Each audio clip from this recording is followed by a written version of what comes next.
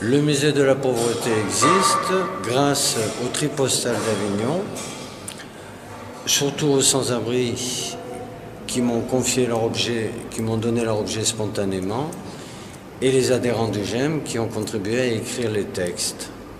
Donc je remercie tous ces gens-là en sachant que les sans-abri, je ne les reverrai peut-être pas. Ces objets représentent des fragments de vie et ils peuvent être considérés comme des œuvres, des sculptures. C'est ainsi que je les ai posés sur des stèles pour que ces fragments de vie soient mis en évidence. Vous entrez au premier musée consacré à la pauvreté et aux sans-abri. Bienvenue. Donc voici le musée. Vous avez une allée centrale qui représente la rue, sur lesquels vous avez exposé sur des stèles les objets que m'ont donné spontanément les sans-abri. Derrière les stèles, avec ces objets, vous avez des textes qui ont été écrits par des sans-abri et des personnes faisant partie du groupe d'entraide mutuelle, le GEM.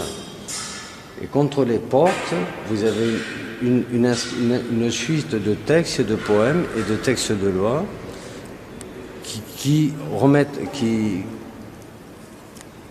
resitue un peu le contexte politique de 1793 à celui de maintenant par rapport à l'exclusion et la conscience qu'avaient nos aînés de l'exclusion à l'époque.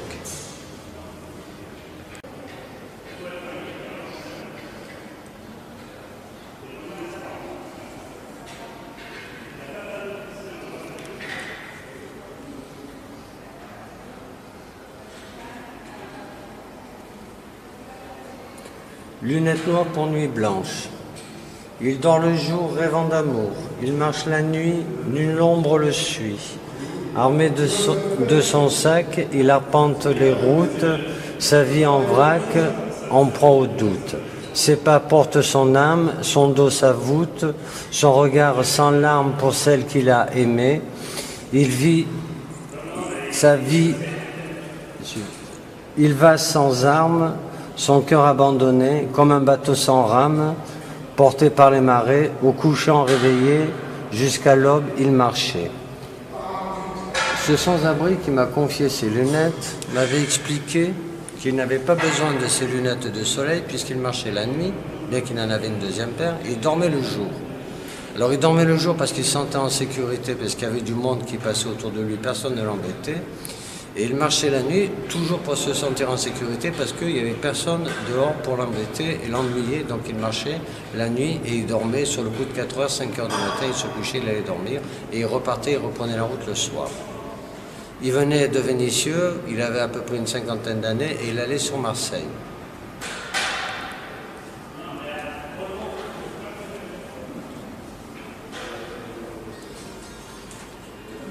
Instruction civique. Ça te dit? Ouais. Instruction civique. Les fonctionnaires sont au service du citoyen. Pour fonctionner, ils ont un chef. C'est le chef de l'État. Parce que le chef de l'État gère. C'est pour cela qu'il est sur la plus haute étagère entre Pépé et Mémé et le poste à galène.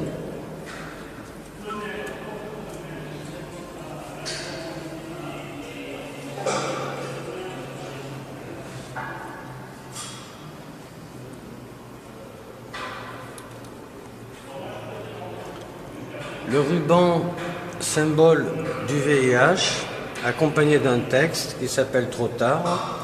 Elles étaient belles les années 80, les années bonheur. C'était la fête, et c'était celle de la fête et de la musique, du disco et de la bêtise. Elles étaient belles les années bonheur et celles qui suivirent avant l'hécatombe.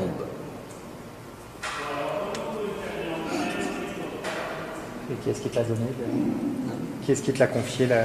Ah ben c'est toujours un sans-abri, c'est quelqu'un qui faisait la marche intramuros, qui n'avait dans son portefeuille, il avait plein de choses et il m'a donné celui-là en souvenir.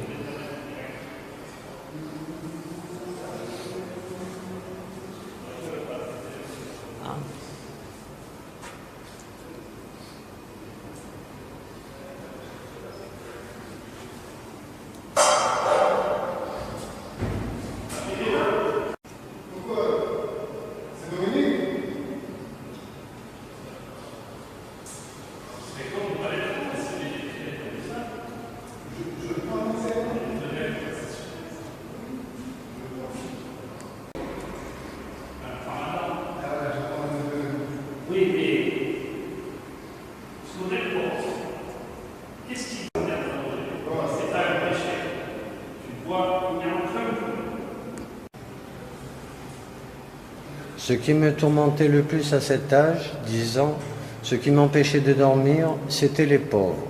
Gustave Courbet.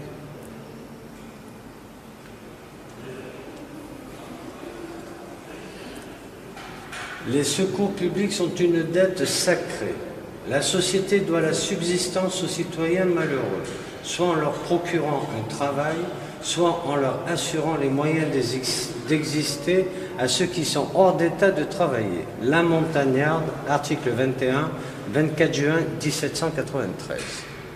Ça remonte loin. Aucune autorité ne peut obliger un homme à travailler sans salaire, ni pour un salaire qui lui paraît insuffisant. 1789. Tout homme a droit au secours des autres hommes. Comme quoi déjà, en 1789, ils avaient tout compris. Qu'appelles-tu de mauvais? Celui qui veut toujours faire honte. Que trouves-tu de plus humain?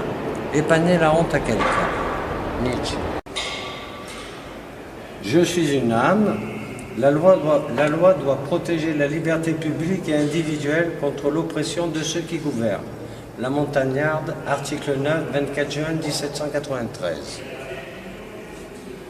La liberté consiste à pouvoir faire tout ce qui ne nuit pas à autrui. Elle repose sur cette maxime: ne fais pas aux autres ce que tu ne veux pas qu'ils te fassent. Article 5, 29 mai 1793. La liberté de presse et tout autre moyen de publier ses pensées ne peut être ni interdite, ni limitée, ni suspendue. Article 7, 29 mai 1793.